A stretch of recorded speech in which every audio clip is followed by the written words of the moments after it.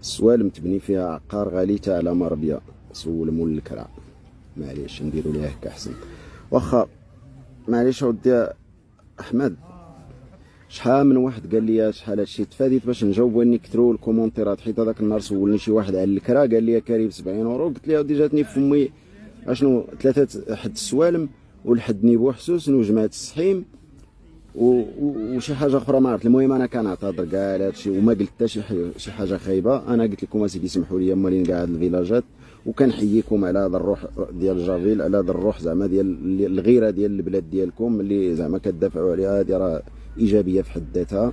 وسمحوا لي راه ما قصدت فيها حتى حاجه، راه غير جاوني في فمي. وهاد البلدان كاع اللي قلت راه غير اللي خدمت فيهم.